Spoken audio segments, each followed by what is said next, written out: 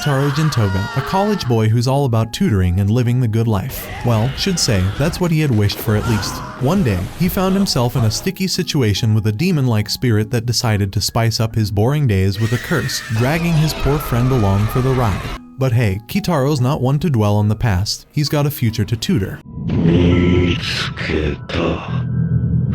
Keitarou Gentouga steps into the spotlight to extend a warm welcome to the incoming students. He finds himself reflecting on the curious nature of his past and the enigmatic pull he holds for spirits, an allure that sets him apart in a way that eludes the rest of us. Transported back to his middle school days, Kitaro recalls a pivotal chapter where he found himself entangled with a demon spirit, unwittingly drawing a close friend into the complexities of his existence. This period of self-imposed isolation served as a testament to his deep-seated concern for the well-being of those around him. Ever since then, Kitaro has been attempting to lead a normal life with his longtime friend Aiko. Even a guy with ghost problems still manages to pull more people than you. That's just sad. At the front entrance of the school, Aiko runs into Kitaro, where he informs her that he has recently got a job as a tutor. Aiko is overjoyed that Kitaro is resuming his normal life and that the two of them will once again attend the same school. The accident that occurred in his life hit his social skills and employment opportunities similar to ourselves in 2020. Unfortunately, Kitaro received a request to provide private lessons to a girl by the name of Yayoi, which we're gonna call Yayoi from now on, who, according to the instructor, is the student who possesses the most potential and is a genuine prodigy. When Kitaro arrives at the house, he is shocked when he finds out Yayoi is actually Aiko's younger relative. However, upon meeting this little girl, Kitaro could feel chills over his entire body, as if his last moments were flashing before his eyes.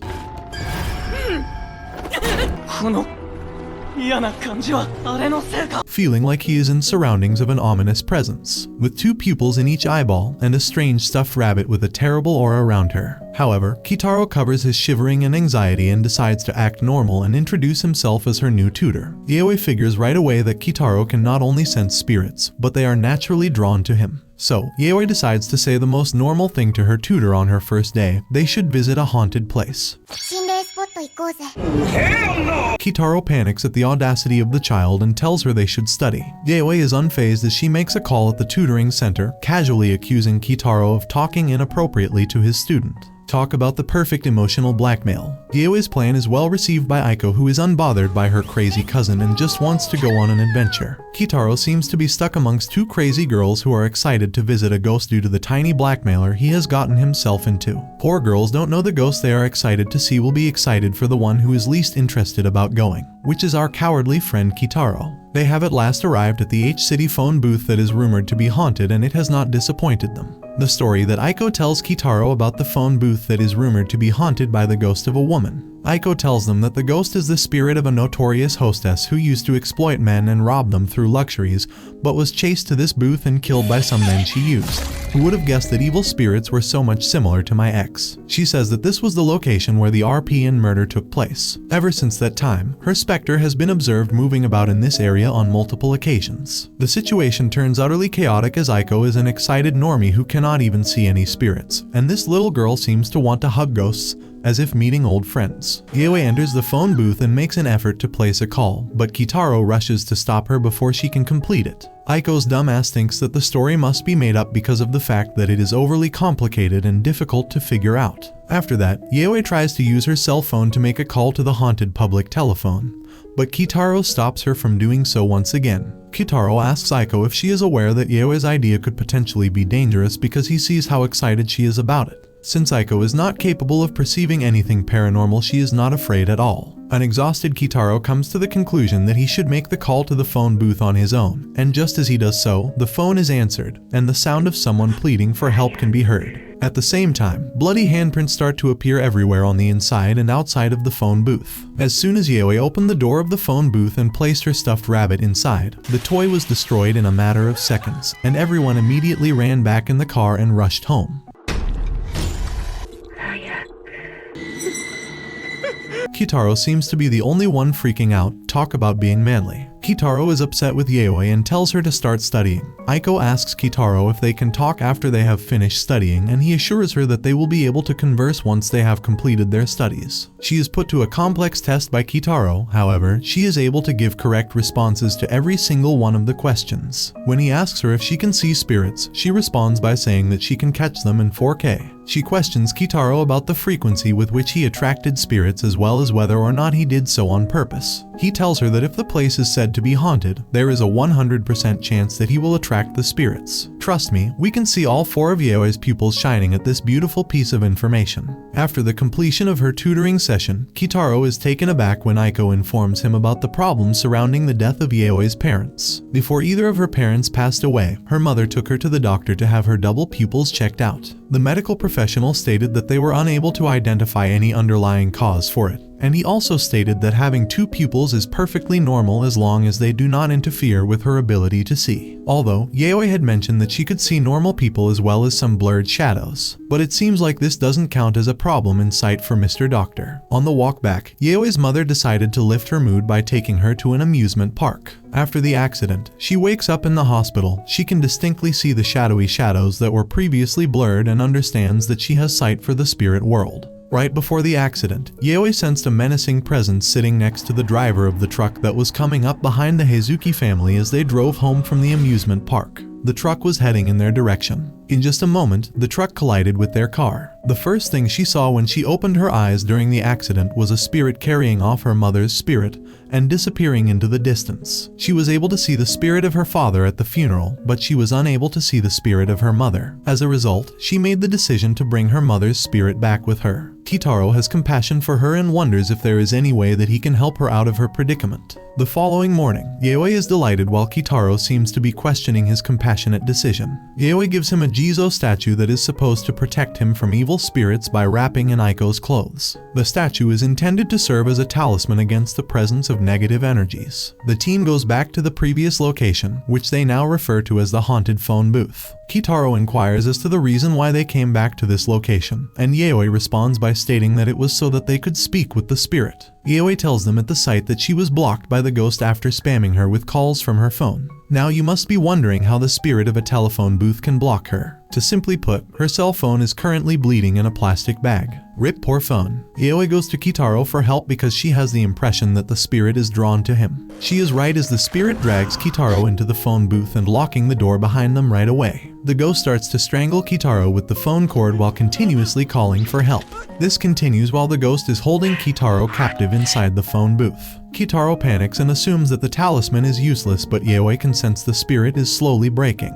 Yayoi then rushes forward and amazingly rescues Kitaro by breaking through the door and cutting the cord. She then reassures Kitaro that he will be fine and doesn't have to worry. Talk about a cute little knight in shining armor for Kitaro. Aiko seems to be the most reckless as she is completely unaware of how grave and dangerous the situation was for Kitaro, who is currently whining about not being fine and almost getting killed. Suddenly in the car, Kitaro gets a chill down his spine, as if the spirit is still in their presence. Poor guy is unaware that the harmless-looking kid in the backseat has captured the phone booth spirit in one of her dolls. Aiko treats everyone with a strawberry cream cake when they finally arrive at their destination, and she expresses her gratitude to Kitaro for all of his efforts. Kitaro remarked that everything served as a reminder of how much he despises being forced to interact with supernatural beings and how much he despises having to deal with them. Aiko, on the other hand, points out that Kitaro is just fooling everyone. She saw him grinning creepily after he volunteered to call the ghost the previous day. She claims that he loves to feel fear while Kitaro denies it.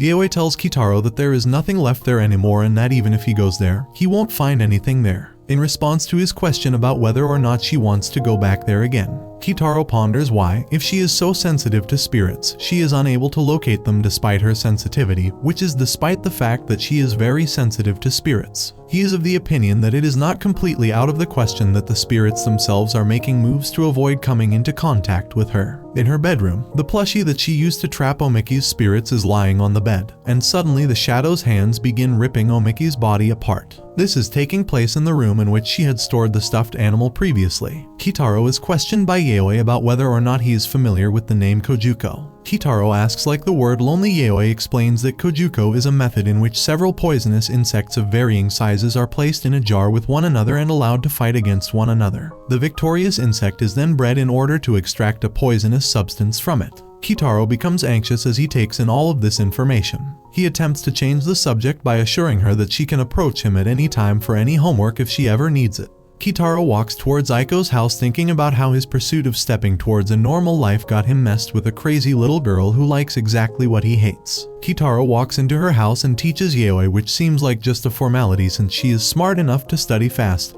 And well, a normal tutor would be delighted that he has spare time due to being an exceptional student. But this is haunting for Kitaro. Haunting because Yayoi plans to take him to a new haunted place after every study session. Her determination is so strong that she even went through a book regarding the most haunted places in Japan. Kitaro spits his tea out in surprise. Well, we all, including Yayoi, know well it was more than being scared than surprised that made him react like this.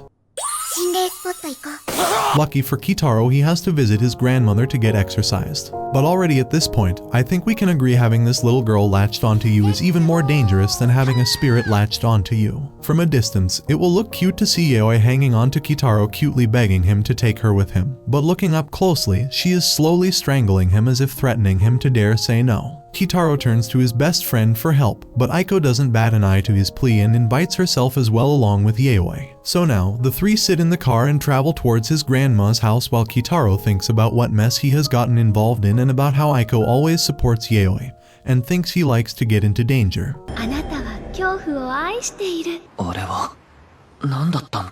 The two of them ignore the fact that they are on a journey to get their poor friend exorcised because of a past accident, and focus on exploring the pretty sights, having good food, and vibing to the journey. Don't worry, Kitaro, you are loved by them, just a little less than their love for adventures. The three of them reach his grandmother's house and get a rather cold welcome. Cold because they get water thrown on themselves. And of course, the other two would dodge, leaving Kitaro for the entire impact.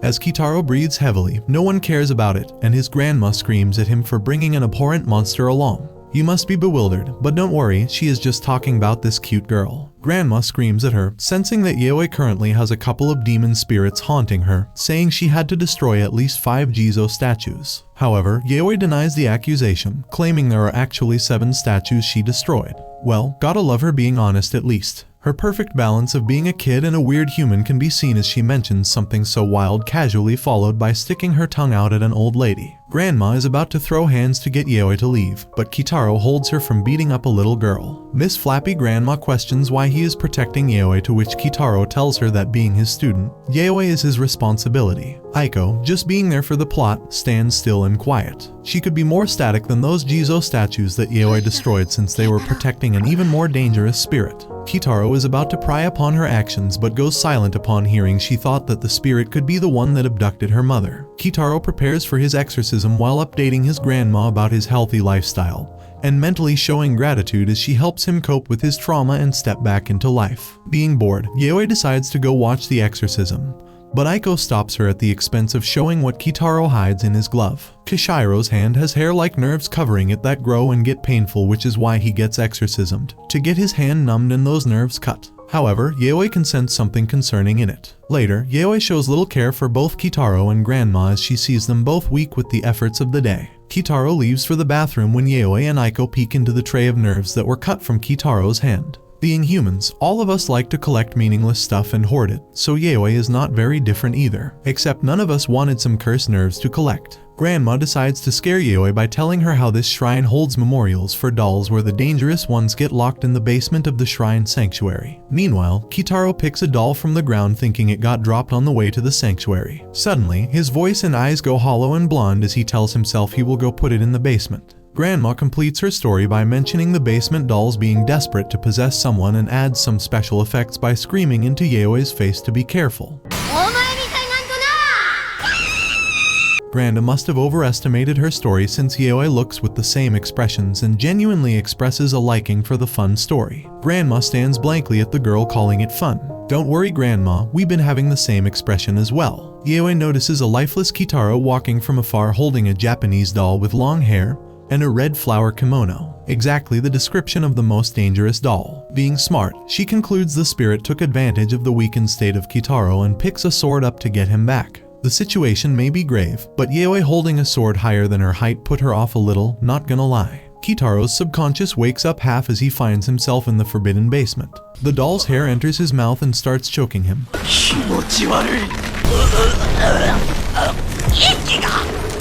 But Yayoi walks in on time and cuts the hair, followed by brutally beheading the doll. Grandma cannot believe this while Kitaro finds a new feeling of respect and liking for Yayoi since she helped him even though she wasn't the purpose he got into trouble. The next day, everyone tells them they will visit again, but poor Yayoi gets a rejection in return.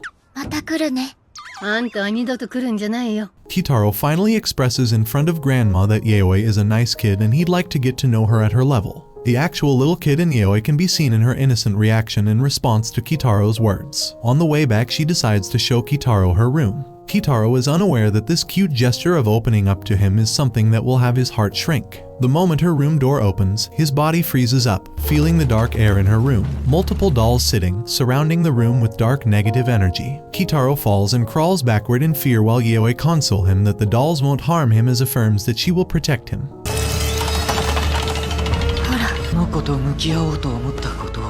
Kitaro attempts to tell Aiko that they need to get away from this room.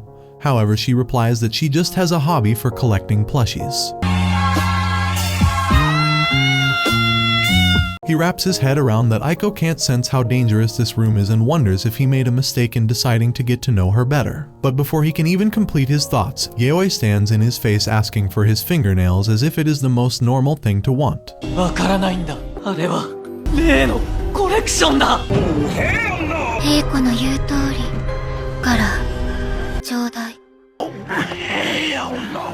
The next day, Kitaro once again walks to Aiko's house, but this time he feels guilty since last night he left the house without a single word after seeing Yayoi's room. He rings the bell only to receive a warm welcome from Aiko. This surprises him, but Aiko tells him they have been safe with all that stuff for more than a year, so he will be too. Kitaro barely sighs and relaxes a bit, but his breath or sigh isn't even complete before this little girl comes with her unresponsive request from last night. She asks for Kitaro's fingernails, freaking the poor boy out yet again. Even Aiko's face turns weird knowing her consoling Kitaro has gone down the drain. But his relaxation can go down the drain even if someone says boo from behind him. His tutoring session turns dreadful as Yayoi keeps being cute while begging for his fingernails. Her persistence slowly starts turning even more threatening and disturbing that the silent Aiko has no option but to intervene. Aiko picks a magazine and exclaims they should go see a tourist spot she discovered recently. She doesn't fool anyone by covering up the haunted spot that her tongue accidentally slips out. Aiko and Yayoi murmur in each other's ears in front of Kitaro while devising a plan to do something that is going to be creepy. The two of them sit in the car and are about to complete their exclamation of "Let's go Ost" when they notice Kitaro not present in the backseat. It is commendable that these delusional freaks noticed his absence before reaching the destination. Kitaro is walking outside and lashes out at the two when asked why he isn't accompanying them. He tells them he doesn't like getting involved with spirits, which Yayoi wasn't aware of. Yayoi gets serious and asks Aiko to leave without him since she wasn't previously aware he doesn't like ghost hunting like her. Kitaro feels troubled that the two left, but his rage makes him ignore it. Yayoi is surprised to know that Kitaro isn't keeping the curse on his hand because he wants good fortune, but because Aiko and Kitaro are unaware that a curse can be lifted. Why is no one questioning that this girl thinks keeping a curse as good luck willingly could be a thing? Yayoi tells Aiko she knows a place where she can go to help get his curse lifted since Kitaro is not just a tutor to her anymore. Yayoi takes Aiko to the H-City's abandoned temple where the goddess Kishimogen resides, who protects the spirits of young lads who died unborn. Even during the ride, she can sense spirits lurking around. Outside the temple, she tells Aiko to stay in the car and call for help if she doesn't get back by an hour. Standing in front of the temple, she can sense a lot of spirits, and knowing she can only see a third of them shows how many more must be present there. Entering the temple, she sees Kishimogen, the goddess who used to eat young lads until her own was killed, making her empathetic and protective of children. The ghosts of unborn children accumulating around her messed up with her goodwill, making her lose her rational senses. This is why Yayoi currently gets her leg trapped by an umbilical cord. A statue appears behind her and starts falling on her while she is on the ground trapped. Aiko decides to do what she was told and rushes to get help after waiting for more than an hour. Yayoi barely dodged the statue and got herself into hiding. She made a paper doll with her hair tied onto each to protect her and make it act as a proxy of hers. Just then, a baby spirit comes up to her and gets trapped by her, which she uses to escape momentarily from Kishimajin. Aiko reaches Kitaro in a store where he is currently buying a scented pen for Yayoi. Good relationship between cold and caring at the same time. She tells Kitaro why Yayoi went there, making him rush to help her. She then uses the paper dolls as a decoy while hiding behind a huge statue. A good amount of baby spirits crawl towards that statue but suddenly stop, turn, and walk. Did Yayoi get rejected as spirit food? Yes. Did she get rejected for Kitaro? Damn yes. Kitaro's call for Yayoi makes her realize why she got spared. Kitaro rushes with an army of baby ghosts following him. We've all seen Courage the Cowardly Dog, or even Scooby-Doo. This isn't anything different either. The way Kitaro is running wouldn't help you figure out whether it's running for his life or rescuing Yayoi. In the meantime, Yayoi breaks a finger from the statue. Aiko has the car prepared so the moment the two jump in the car, she rushes it out. Even after leaving, Kitaro looks scared and traumatized. No, not because of previous events, but at the sight of the bills of the reparation of a dent on Aiko's car and treatment of Yayoi's sprain, which was probably still cheaper than a small bandage at the hospital in the US. Could a sight be any more scary in this economy? While Yayoi is enjoying the ride on Kitaro's back, she tells him he is her friend and she'd do anything for her friends as if it's family. Kitaro smiles at the loving person inside Yayoi. At home, she takes Kitaro to her room once again to reveal why she wants his fingernail. Inside the room, some plushies are destroyed. Yayoi tells him these plushies have a part of her, like blood, hair, or nails, to have the spirits inside tied to her and have them serve her. So, every time something tries to inflict damage upon her, these spirits take the damage. She has gotten the Hazuki family protected the same way and wants to keep him safe as well. She then throws the finger from the statue in the middle of the room to calm the anger of the spirits that took the damage in the temple incident. Kitaro could feel the horrible screams of revenge these plushies felt. Yayoi then asks the fingernail to serve her if it wants to be protected from other spirits. She even makes the fingernail tell her please, beg her, and clean her floor before giving it her fingernail. Kitaro cannot believe this little girl just made a spirit beg for their life and fears he will inflict damage on others as well as he did to his other friend, which is revealed to be Aiko, but Yayoi consoles him that she will protect him and requests that they hunt ghosts to make an army of spirits to back them and defeat the goddess that cursed them both and the spirit that took Yayoi's mother. Yayoi tells Kitaro that Aiko told him about his curse and showed her the hand. But Yayoi points out that Kitaro's left hand has been cursed but the picture is of a right hand. This reveals to Yayoi that Aiko is the friend who got cursed alongside Kitaro. Currently, Kitaro is least interested in getting involved in supernatural stuff for himself, but the possibility of Aiko getting cured of the curse makes him ask her to give him some time to think. The intense aura is broken when she responds that Kitaro shouldn't worry about looking like a creep, hanging around a little girl as she will tell everyone he is her tutor. The way for Yayoi to give the poor vulnerable guy another reason to feel anxious. The next day, Aiko is excited about her orientation day and cannot choose what to wear. Kitaro tells her they are late, but Aiko's rebellious nature makes them commute in a car, which is not allowed for students. To top it off, Yayoi jumps up in the backseat, ready to explore what a college looks like. During the demo day, Kitaro and Yayoi are surprised to see how famous and exceptional Aiko is as a student as all the people surround her. The confusion is fair for Yayoi, but what stone was Kitaro living under to not have noticed the excellence in his best friend? Meanwhile, Kitaro is getting weird stares because of the way he is holding Yayoi. Yayoi may be able to protect him from ghosts, but saving him from the judgment of people. Impossible. Kitaro is dragged away by Aiko, who responds well to everyone but doesn't leave her best friend. She shows interest in the course about spooky hidden stories but knows well that Kitaro might have had a stroke in there. The next moment, you'd think Kitaro has rejected her proposal or something because tears well up in her eyes and Aiko starts shaking with tears while trying to tell him it is fine. Feeling bad and panicked, Kitaro agrees to take the demo class. Emotional blackmail at its finest. As the class begins, it could be assumed that the teacher is role-playing as a ghost for one of his stories with the way he has dark clothes, rough bears, and tired black eyes. With a theatrically tone, he prepares to show the students a clip of an artist burning himself after psychosis, and it's rumored that whoever watches this video gets possessed into doing the same thing. As the clip starts, the guy can be seen surrounding himself in fuel with some shadows surrounding him. Suddenly, a glitch occurs, and the guy smiles the creepiest way possible before turning into Kitaro. At first, it looks like only Kitaro is getting those visuals. But as the scene continues, everyone can see it, and as the guy burns himself, a creepy smile pointing at Kitaro can be seen. The teacher rushes out in panic to see what this is all about. However, she already knows there is a spirit inside that tape that has locked its target on Kitaro. She easily captures it in a doll after she can see the plushie protecting the three get its arm burnt. She then decides to full box it and floppers it, making it watch the video itself to get driven to self-destruction. However, soon his sleeve catches on fire. Yayoi concludes that the spirit is powerful enough to try and inflict damage upon Kitaro's surroundings. Yayoi knows she can control the spirit if they get it to her room.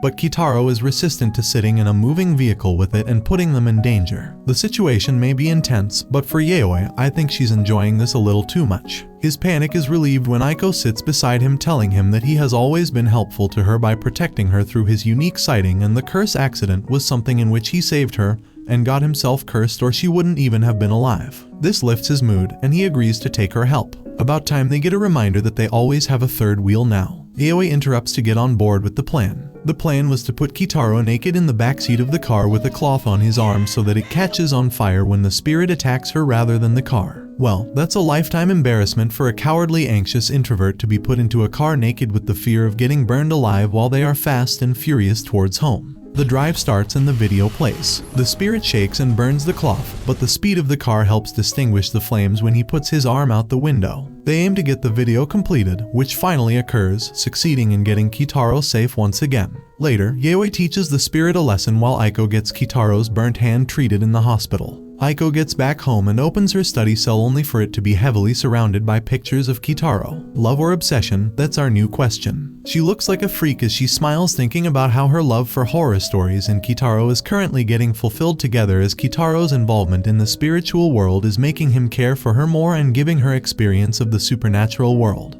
At this point, I'm starting to think the spirits may not be that bad after all, but of course, I unfortunately know some of my down bad viewers would love to have a person like this. Now today, he's on an intense mission. Nope, he isn't out fighting some ghosts or getting rid of his curse. He is currently at his welcome party alone, ready to socialize and make some friends without depending upon Aiko. Well, couldn't say so since his clothes and glasses have been styled by Aiko to make him look approachable. He wants to see how a normal social life is before he can decide and share his plan with Yayoi. With the most determined face possible, Kitaro stands in between a bunch of people ready to socialize. Skills so perfect that the poor man isn't even getting a passerby to talk and still stands aside while almost everyone has someone to speak to. He hears the invitation to society and goes for it to use it as a means of public relations. The president of the Shore Society, Nagayama, greets him. Kitaro is dumb enough to exclaim he is here to make more friends. Aiko sits in her room with tears in her eyes as she hears Kitaro mentioning the thing to Nagayama. Before we can question how she hears it, Yayoi helps us. She comes into the room and inquires about what Aiko hid so suddenly and why is she crying. Aiko feels full of happiness as she tells Yayoi about how Kitaro told her he would like to interact with people without Aiko being the middleman. The story is indeed emotional, but the interest is heavier towards the screen of her laptop for Yayoi. She can see Aiko programmed an entire interface to keep a check on Kitaro. Not only did the glasses have a camera and mic, but she also had his heart rate and respiration rate displayed. Seems like Aiko is so caring that she even keeps a check on his health. Not creepy at all. Yayoi asks if Aiko likes Kitaro and starts bullying her by saying yikes after every 2 sentences.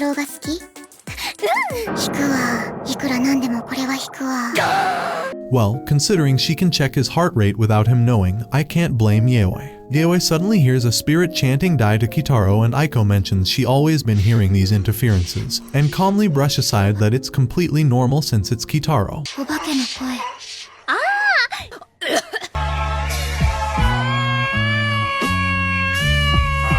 And they say men are stalkers. The two start a podcast as if a live telecast of what Kitaro is doing and what his situation is going to be, as if he isn't a real person, but a prototype they send out to the world to review. Kitaro tries to talk to the people who join Shore Society but doesn't know any good icebreakers. Nagayama visits and invites him to a party with everyone, to which Kitaro agrees. During the car ride, Kitaro accepts water from the president. Seems like his parents never told him to not accept anything from strangers and get into their van. Kitaro suddenly feels lightheaded while Nagayama tells him the spooky story about a suicide group that targets a few students towards suicide at the welcome party every year. No one has yet caught the leader because he always dies in the mass suicide and then returns with a new name. He then tells the name of the leader, Nagayama. This is spookier than expected for Kitaro, but the poor guy is too dizzy to shout and scream like his usual little girl self. Yayoi figures that Nagayama isn't lying and Kitaro is in danger. The two of them get in the car while figuring out where Kitaro could have been taken. In a shady building, Kitaro wakes up to find himself tied to the ceiling through his neck and standing on a chair. The ones beside him have already jumped off the stairs. Kitaro resists while Nagayama forces him to himself. The two girls appear there on time. Nagayama tries to bully Yayoi and mock her for being a kid who got lost on her way. He shuts up when that harmless kid forces him to chug the gold flake's sake.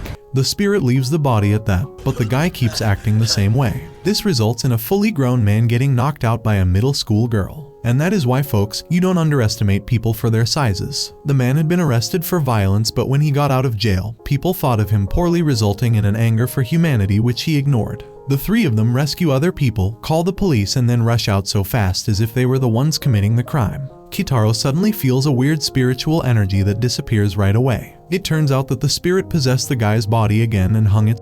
Yayoi tells him that spirits lose their energy and pass on over time, but the ones who don't want that consume other spirits to do so. Nagayama hung the people at the perfect height to devour their guts and did that for the guy he possessed too. On the ride back, Yayoi tells Kitaro he needs to know how to handle the supernatural energy he draws towards himself to live a normal life and offers to help him learn so. Kitaro then asks the much needed question about how they knew he needed help. Aiko gets nervous while Yayoi randomly calls it a woman's intuition. Good for them, Kitaro is dumb enough to believe them. The trio goes on a camping trip to freshen up while Kitaro recovers from the suicidal incident. Aiko tells Kitaro that this trip is partially for Yayoi to have her have some fun while a strong guy like Kitaro is there to protect them. Good flirting, Ms. Aiko. Yayoi once again interrupts randomly and asks if it is safe for them to spend the night with the guy. Aiko confidently responds that a virgin like Kitaro won't ever do anything to them. Yayoi is easily convinced as the two walk off, leaving the poor guy embarrassed and flustered. Yayoi and Kitaro sit down to catch some fish and impress Aiko. During the time they are doing so, while not catching anything, they talk about Kitaro's decision. He fears he will put Yayoi in danger too. Yayoi makes a bet that if she catches more fish than him, she gets to decide to play with her life the way she wants. The bet is made as if the two are the most talented fishermen ever. In reality, they catch anything and everything other than fish. Walking back, their dejection turns to excitement as Aiko manages to cook some food for everyone. At night, Aiko and Kitaro take a walk where the talk about getting rid of curses makes Aiko tell him she'd like to discover the supernatural stuff linked to their curse with Kitaro, and that she'd like to discover Kitaro. So if he decides to go out in the supernatural to fight the curse, he has to promise to do it with Aiko. The sweet moment makes him promise so. Before going back, Aiko finds a shadow jumping off the bridge again and again.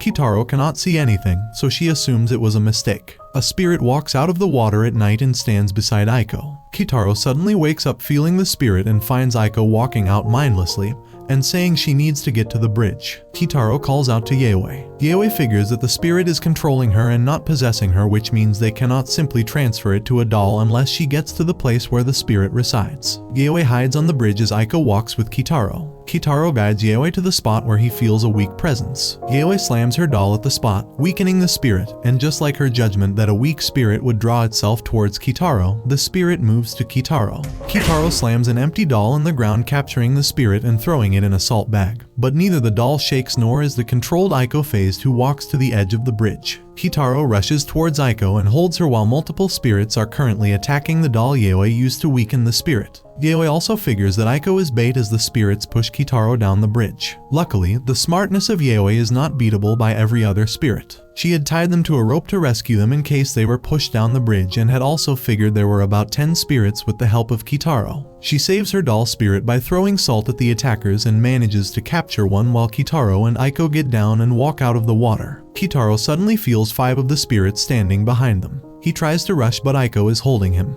The creepy face of Aiko calling this place safer makes Kitaro falter and fall back, which is the perfect position for the spirits to tie him and push him inside the water. Only his mouth is out to breathe, which unfortunately is used by Aiko to throw a spirit inside his mouth. Well, the spirits might be able to have power over them, but their schemes just cannot outsmart Master Ghostbuster. She gave Kitaro gold flake's sake, telling him to drink it if a spirit got inside his mouth and spit out the spirit inside a doll.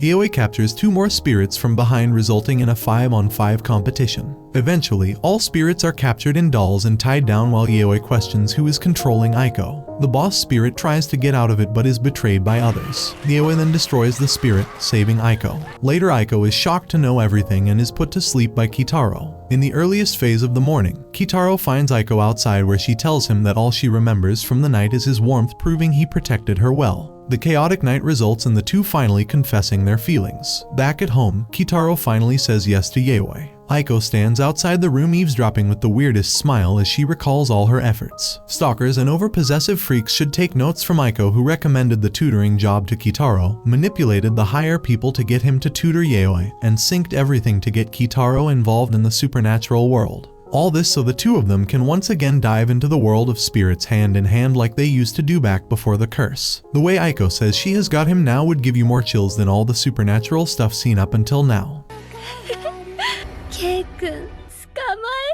Aiko and Kitaro stand in a misty twilight, holding hands with each other when Aiko says that she must have caused him trouble. However, Kitaro admits he was scared, but he made a promise to protect her. When the rays of the rising sun strike beautifully, Aiko, with a smile and a blush on her face, confesses that she is in love with him. Kitaro affirms his feelings as well and swears that no matter what happens, he will definitely save her. Aiko acknowledges him with a happy face and they both tighten the grip of their hands. Kitaro proclaims to Yayoi that he will help her gather ghosts. Until now, he stayed away from others so that he would not be dragged into this stuff, but now there is something he wants to protect more. He says so while remembering Aiko. Yayoi stares at him and welcomes him to the other side. On his way out, Kitaro asks if the groups of spirits like the ones in the camping ground gather often, because if they are going to see them often, he needs to prepare himself. Yayoi easily figures out that he is already scared. However, she tells him that it was a rare case. Normally, spirits consume other spirits to maintain in this realm, so if they are in groups, they consume each other or take the other's prey. Nonetheless, exceptions also occur for those who do not know that they are dead, those who are bound to a place, or the appearance of a threat that would eat them if they do not form a group. Kitaro shivers, realizing that there is something that dangerous out there, but Yayoi consoles him that she did not sense anything like that.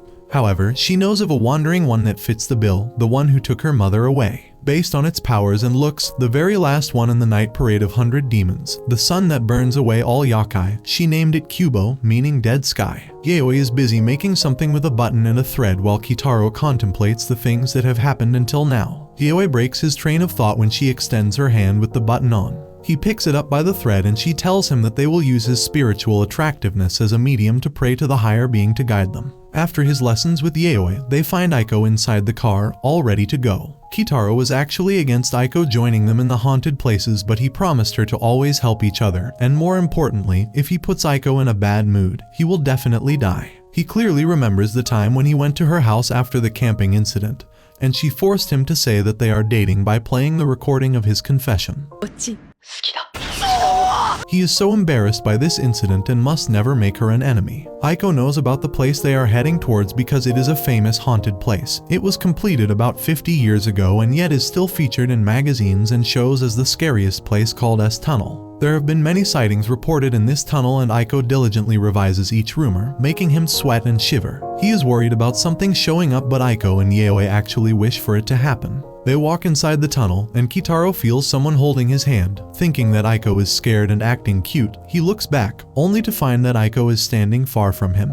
He can still feel the grip of the hand and panics while Yayoi tries to catch the spirit, but it vanishes. Kitaro tells her that he can still feel the presence, so Yayoi decides to come in the car this time, spilling water on his hope of going back home. They sit in the car and stop it in the middle of the tunnel. Kitaro looks in the mirror that someone got run over, but there is no one there when he looks back. He tells his company about the occurrence, so they decide to go back and check, but miss their chance when a horrified spirit covered in blood appears on the bonnet of the car.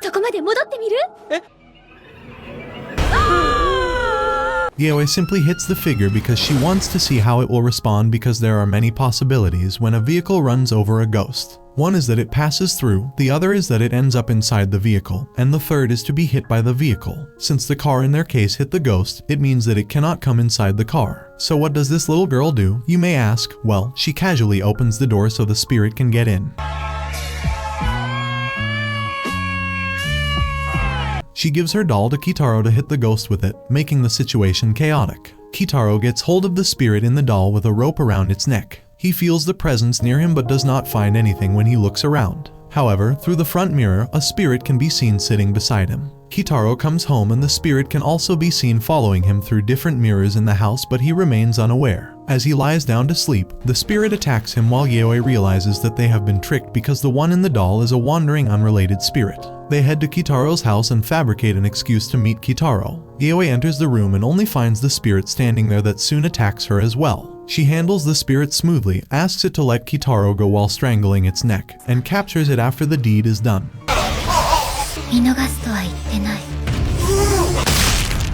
The next morning, Kitaro thinks that it was all a dream, but Aiko tells him it was real, causing him a great distress to not being able to help, but Yayoi tells him that after meeting him, the number of spirits she has caught has increased and each of them have a role in this team. That being said, she tells him that he is a great bait to use, making Kitaro distressed for a different reason now. On his way back, Yayoi checks his backpack and finds the spirit residing there. She takes it out, but Kitaro has mixed feelings about these events. He gets a call telling him that there will be a new student for him. The next day, Kitaro waits outside for the new student. A flashy girl arrives and waves at him but falls on her face shortly after. Kitaro asks if she is okay, but she cries because she has a gum stuck on her head. They go to a cafe and the girl fusses about how cute she looks, but Kitaro notices her elaborative contact lenses and is worried about handling her because he is not good with the hyperactive type of girls. Both of them introduce themselves. The girl is Ai, a first-year high school student, and Kitaro would be her private tutor. Ai insists on a first-name basis and aims for his dessert when she notices them. Taking advantage of the moment, Kitaro tells her that she will get one donut for each right answer, and he will pay for the order if she gets more right answers than the wrong ones. But the strategy does not work because she doesn't even get a single question right and Kitaro has to eat everything. She rants about it and calls for the waitress to order something again. The waitress drops a glass of water on her, making Ai remove her makeup from her face. Kitaro notices the purple color around her eyes and asks if she is experiencing sleep paralysis because he can feel a presence on her. However, it was not evil, so he decided to not say anything sooner. Ai affirms and asks him to help her. She has always felt those things around her and she attracts misfortune due to this reason. Her older brother also was caught in her misfortune, making him part from this world while saving her. She believes that the one staying with her is her older brother. He is protecting her from other ghosts even now. She hired a tutor so that she can get good grades and show him that she is doing fine. Kitaro decides to introduce her to Yayoi. Yayoi scrabbles in her notebook about the situation and Ai finally gets reassured that Yayoi can help her. Yayoi sees that there are two ghosts following her. One is her brother and the other is a white girl. Yayoi catches one of the spirits. On their way back, Yayoi takes a hair from Ai's head just in case. However, Kitaro quickly found himself in the presence of the white spirit and it tells him to protect Ai because she cannot protect her anymore, and the one they should watch out for is the brother. It is about to tell him who it is, but Kitaro wakes up when his phone rings. Yayoi tells him that Ai is in danger because the doll with Ai's hair in it is being strangled. They rush towards her place and Kitaro finds it strange that a 16-year-old is living on her own. Ai is sleeping and feels uncomfortable, thinking that it is sleep paralysis as she cannot move. She opens her eyes to find her brother strangling her, but she remains unharmed because the doll with her hair inside is taking the damage for the time being. Ai is perplexed at the scene and this little girl arrives to save her. The brother stops when the clock strikes 12 and Yayoi notices that it is his 49th day memorial. He is about to pass on when Yayoi asks his reason to attack his sister. He tells her that it was mercy and vanishes. Ai cries at the thought that her brother hated her, but Kitaro tells her that he did not feel any evil from him, so there must be a reason for his actions. Ai tells them that she does not understand because she is going to die in 4 years anyway, which makes them question this statement. Ai tells them that according to her family, the god will come for her when she turns 20. Kitaro looks at the picture beside the bed and notices the white spirit from his dream standing behind Ai and her brother, so he asks about it. Ai does not know anything about it and even Yayoi has to focus to be able to see it. Yayoi contemplates that this is the one she caught earlier and the star sign disappeared from Ai's eyes, but now it has came back because it is a seal. The white spirit wanted the brother gone so she could have Ai in 4 years. Yayoi confirms that the white spirit is a god because it was able to break free from her restraints and Ai is the god's bride. The lights go out and the spirits start gathering around them. Kitaro is surprised that Ai has been living in this house full of ghosts for 2 months and nothing has happened to her. Yayoi tells Aiko to come pick them up and messages in broken words that Kitaro, with a woman, come here. Kitaro is worried that she will misunderstand and she comes shortly after as expected. Aiko silently pressures Kitaro to introduce her as his girlfriend and he does so while blushing. Ai doubts that he is being tricked but greets Aiko thinking that she is beautiful. Kitaro asks her how she knew where he was, but Yayoi smoothly changes the topic to the spirits in the room. Aiko asks about the situation and Yayoi tells them that she is about to clean this room while typing the whole moment about the brother on the phone. Aiko reads the message and cheers Ai by asking her about snacks to eat when they head back. Kitaro leaves to use the toilet but Yayoi warns him about the dangerous ghosts. However, unfortunately for Kitaro, he has already found it and chills fills his entire body. Kitaro sweats in fear in front of the spirit and decides to move past it, hoping that if he ignores it, it will not mind him, but the entity grins as Kitaro passes it. Kitaro goes to the toilet but he can feel its presence near him and fear takes over him. The girls sit in the bedroom, unaware of the situation while Kitaro washes his hands. Feeling the presence of the entity behind him messing with his head. He feels it touching his brain stem. If it was not for the proxy doll, the ghost would have already ended him. Yayoi senses the doll in her hand move during this occurrence and Kitaro realizes that if they don't go now, they most likely will be killed. He rushes back to the room to tell the girls to hurry up and leave. They all realize the situation and run outside while Kitaro informs Yayoi about the entity behind them. They escape to the elevator and close the door, finding that the ghost is following them at each floor. Cut the show. I'm done. Now who in their right minds takes the dumbest route in these scenarios? Well, I guess everyone in a horror movie. That's exactly why 99% of the time they just end up dead, but you know. Anyways, they reach the ground and run and the ghost tries to snatch at Ai but the seal protects her. At its second attempt, the ghost grabs Kitaro's leg and pulls him towards it. Ai and Aiko grab his hand to save him but Kitaro lets his hand go when he watches their efforts not causing any result. As he is pulled inside the elevator, Yayoi also joins him and the door closes, leaving Aiko and Ai outside. Ai remembers the time when her elder told her to leave the house because she brings misfortune for the ones around her. Her brother had a job and was living alone, so he took her in. She remembers how her brother died, trying to save her, and now Kitaro was going to end up the same way. Aiko hugs her and tells her that Kitaro is going to be fine because Yayoi is with him. Kitaro and Yayoi observe the strange elevator door. As he tries to open the door, it keeps going further, even though there should be no basement in the building. What did I tell you? The dumbest route to exist. The door opens in a hall with flickering lights and the ghost appears in front of them, its eyes glowing.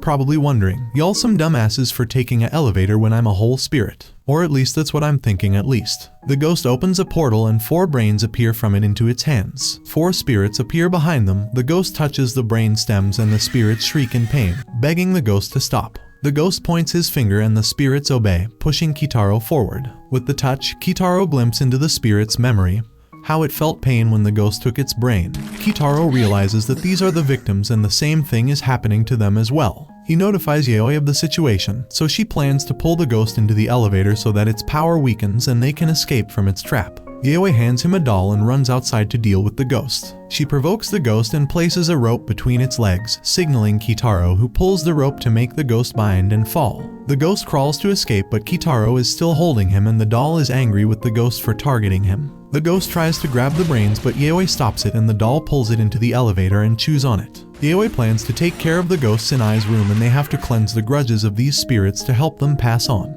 The elevator passes by Aiko and Ai, so Yayoi texts them that they are both alright. They arrive at Ai's house and Yayoi lets the 4 spirits grab the ghost's brain stem to remove their grudges because as long as Ai lives in this room, the god's power will heal the ghost, making him suffer from the same agonizing pain until the spirits are satisfied. The other ghosts will also stay away from the house after looking at this scene, and once these spirits pass on, she will eliminate them. Both of them go to Aiko and Ai, who are relieved to know that they are fine. Ai refuses to go with them because she is worried that she will cause them trouble again. She cries while saying that she cannot put them in danger anymore, but Kitaro tells her that since this is his job, he cannot leave her alone. Yayoi consoles her that she has trapped the ghost inside her house and no matter how many ghosts come after her, she will be sure to trap them away, so she tells her to come with them. On their way back, Ai is determined to investigate her brother's reason to attack her, but Kitaro is more worried about the god that will come after her when she turns 20. In the room where Yayoi restrained the god, all the dolls were ripped apart with blood all across the room.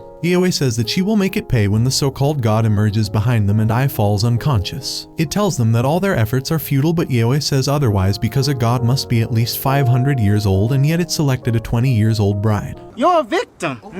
Of course, Yayoi cannot be defeated by a lolicon. The god accepts her challenge, ready to collect them when the time arrives, and all the dolls start shaking from revenge, intent to take down the god. The god accepts the challenge and vanishes, but reappears inside Ai's body, proclaiming to destroy everyone who comes towards him and telling that Ai's fate will not change no matter what they do. It then vanishes, leaving the cursed seal in her eyes. Yayoi drags both of them outside because the god's power has disrupted the power balance of other ghosts trapped inside the dolls, so they will consume the weaker ones to strengthen their own existence, until there is no one left. Outside the door, they hear horrid and painful shrieking, ghosts destroying each other until a silence prevails.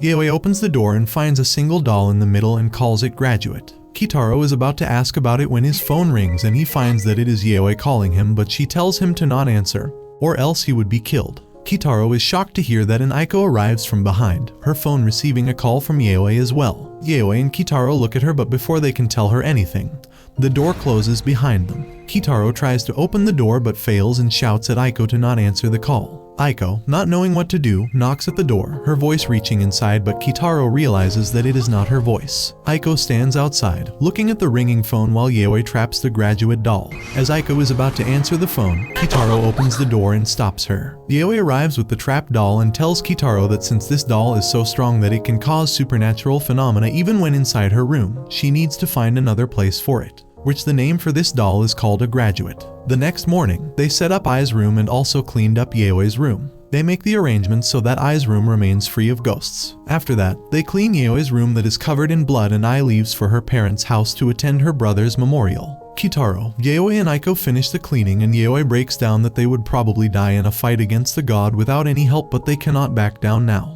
Yayoi further tells her mission to defeat Kubo, the ghost that took her mother's spirit, by collecting ghosts in the dolls that act as her proxy during attacks. She had about 100 of them in her room that made an absolute defense. However, they have now lost the dolls thanks to the attack on the god, so they have a lot to do. Now, she wants to catch the god and bring it to her forces, but to do so, she needs to capture evil ghosts to provide them fighting potential, and capturing the god will save Ai from becoming his bride, and it will also help to defeat Kubo. Kitaro is worried about capturing the god, but Yayoi tells them that she once fought a different god. She managed to defeat it using 3 graduates, but since capturing it is difficult, they need to double the forces. Right now, she has 4 graduates and a transcendent Jizo that is a bit stronger than the graduates are. With these 5 forces, she plans to strike the most dangerous spots of Tokyo and the country. Therefore, while they are conquering the normal haunted spots, she would like to have at least one more graduate level doll. She even mapped the locations of the strongest haunted spots across the country on her phone. She used volunteers from the internet to place the danger rank, so once they conquer Tokyo and gather enough strength, they will strike the rest of the country. After hearing the planning, Aiko and Kitaro are in a daze. Kitaro looks at the map and asks about the meaning of danger rank unknown. Yayoi tells her that, as the name indicates, it could be nothing and could be extremely dangerous. In addition, if they can catch the ghosts from the map 20 locations, their victory is certain against the god and Kubo. Hearing this, Aiko and Kitaro are rendered speechless. To brighten the mood, Aiko says to leave the driving to her, and Kitaro knows that he has to steel himself for the upcoming events. Now that they have ended their discussion, Kitaro decides to start the lesson,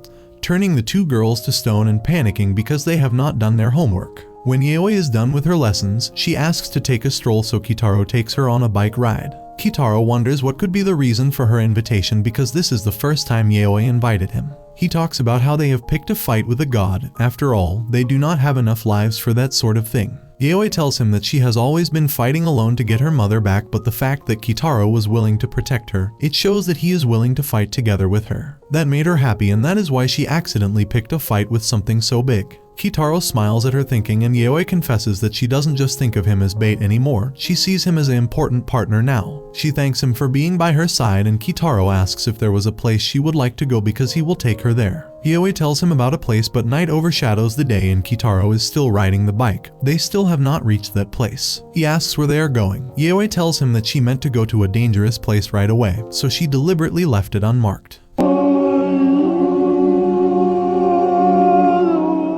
Kitaro has a bad feeling about it. Actually, it is not a feeling but a belief when his teeth clatter from fear. They are headed to the scariest haunted spot ranked S. The bike stops in the middle of a forest, in front of H castle ruins, and Yayoi does her usual let's go practice. Yayoi tells about the characteristics of the places ranked S and beyond. They all have one similarity: once you are in them, they will not let you go. Either they will trap you, or you will be hit by a curse that ignores range. Kitaro is too scared and asks how she knows about that, and she replies that she knows from experience. What the frick kind of experience did a little girl manage to get at this age? Kitaro can feel the pressure that is drowning him from this place, but he knows that they have been able to deal with every supernatural phenomenon up till now, so they will face this one together as well. Yayoi also affirms that they simply have to capture it no matter what they face. Both of them head inside the ruins where a creepy aura prevails. Yayoi senses that the ghost residing in the area is not sinister, just strong, because no matter how much she researched, she never found records of anyone passing here. It is a historical place open for public, but no one comes here twice aside for those who study history. This proves that the entity here strongly scare people away. They head to the waterfall that has been marked as the scariest place, but as they turn back, they face an old lady standing in front of them.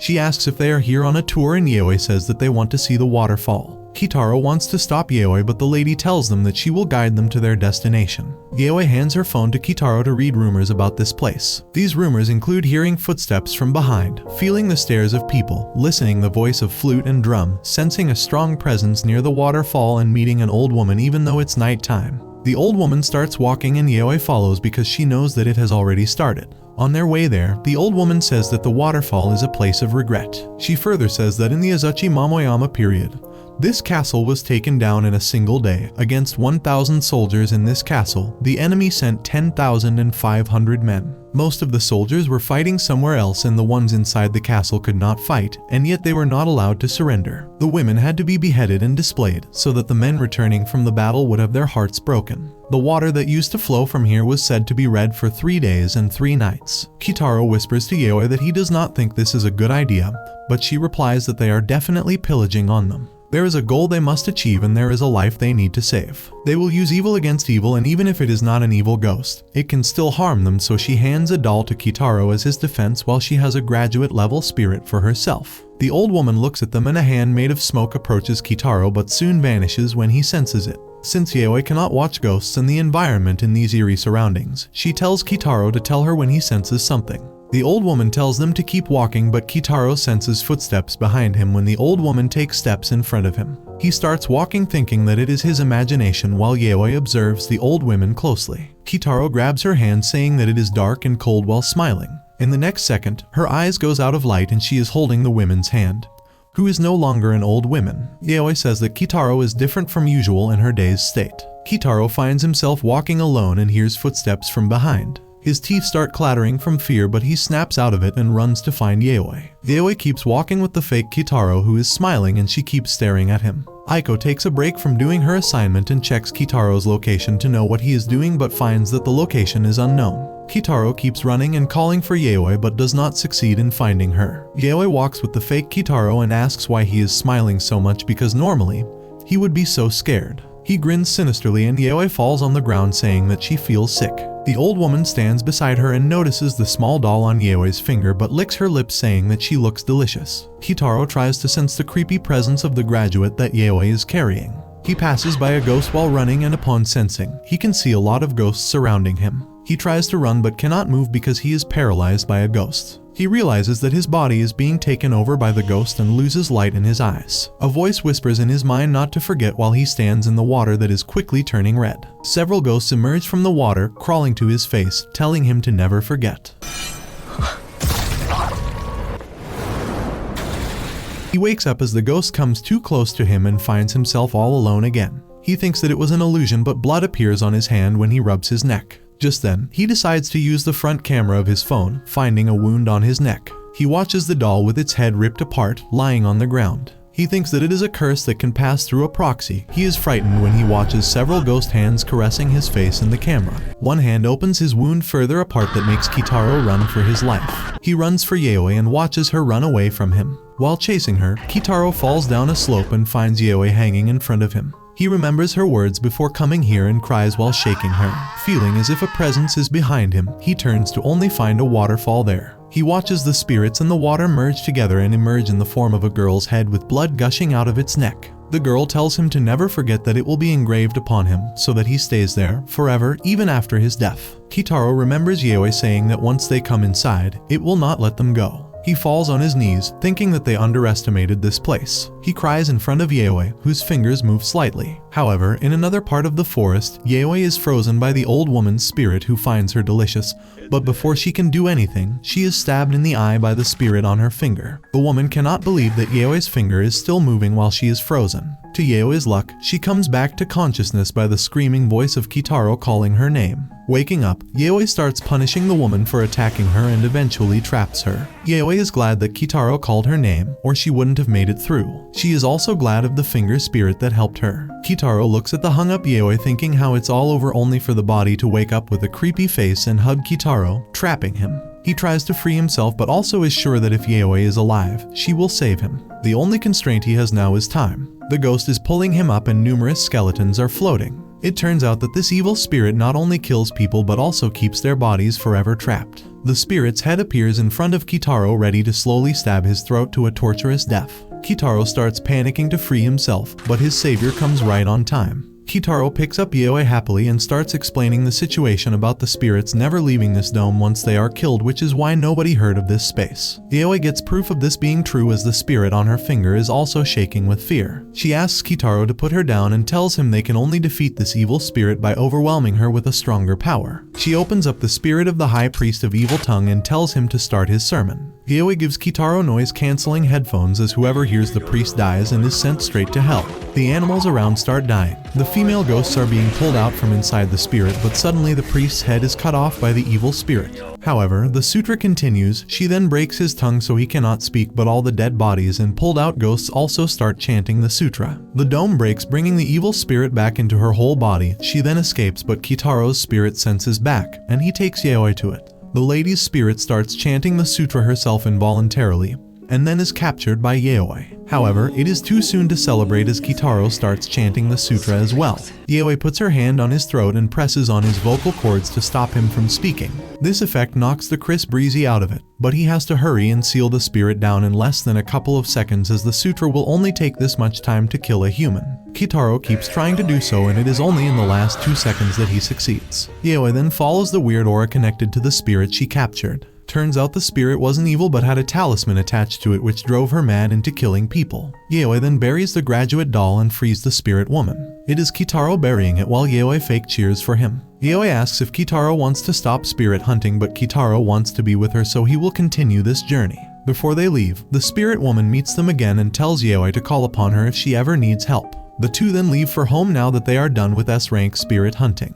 When they arrive home, Aiko is mad at them for going without her, but Yayoi tells her the whole story and invites her for an even scarier hunt. Kitaro tries to get a break, but Yayoi thinks that the Castle H spirit's splitting ability and their hold on the priest's spirit can help them protect themselves now. Aiko gets excited, so Yayoi tells her the place is the old F tunnel in O City in Tokyo where the sighting of a woman in a kimono is rumored. Kitaro fears going to another S-rank place, but Aiko is excited to go. Yayoi then mentions doing something about the mummified hand, the talisman. Aiko and Kitaro freak out about keeping a human hand in their house and tell Yayoi they should store it somewhere in an isolated place. Yayoi dejectedly leaves to get ready for the journey. Aiko talks to Kitaro and tells him he must have enjoyed the thrill of being in danger, anticipating what happens next, and finally getting out of it. Even though Kitaro is genuinely scared, with Aiko's hands on him, he cannot deny the words that he likes to feel fear. Even though Aiko is telling him she will be there with him on this journey, something about her tone and expression feels a little dark during this whole conversation.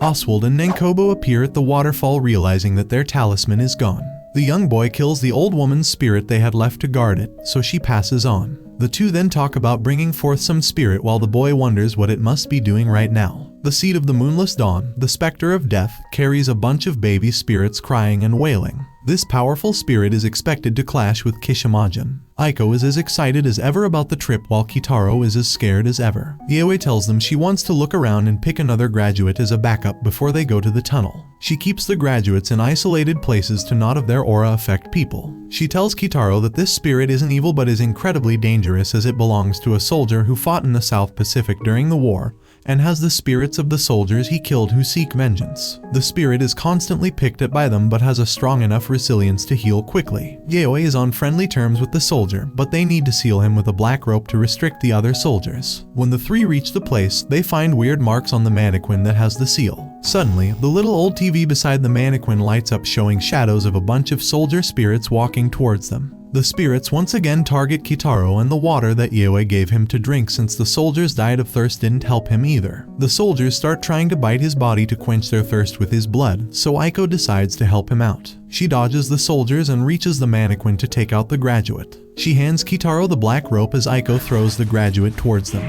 He manages to catch it and seal it to save himself in time. Even though the two are exhausted, this little girl is still energetic to head to the real destination. In the car, Yayoi sews back the torn-up graduate that is supposed to protect them as it got torn while retrieving the soldier's graduate. Meanwhile, as Aiko is bringing some drinks for everyone, she feels a spirit instead of her reflection in the window for a moment but thinks it must be a mistake. She feels a rush of adrenaline thinking about how recent events gave her a thrill and gets back in the car to continue their journey. The two park their car as close as they can to the tunnel. Yayoi tells them there are 3 tunnels: the new F tunnel, the old F tunnel, and the old F tunnel. Kitaro tells them he is getting the weirdest aura from the old F tunnel. Yayoi gives them each some spirit dolls for protection so they can head inside the tunnel. Aiko searches for the reason why this place is said to be haunted and comes up with multiple responses. Some talk about a psycho with a weapon who killed an entire family, multiple cries coming from inside the tunnel, the blood stains of the woman who got hit by a car inside the tunnel, the appearance of a curved traffic mirror that traps a person whoever looks directly into it, and many more. Aiko then notices a traffic mirror behind her and looks into it, wondering if it is real or not. You are made of stupid. Motherfricker, you literally just looked up the rumors and your dumbass gonna look right into it. She suggests to the two that she search on the internet to know which is real or fake, but a glitch occurs and she suddenly tells them the service is slow. The 3 then head inside the tunnel. Suddenly, Aiko looks up from her phone while standing in the same spot outside the tunnel and finds her friends gone. She is wondering if they left without her when a young girl comes outside the tunnel and introduces herself as a YouTuber, Anna. She tells Aiko that she saw 2 people inside and they can go together so she can record her content while Aiko can find her friends. As the 2 walk inside, the girl asks if Aiko knows much about the place.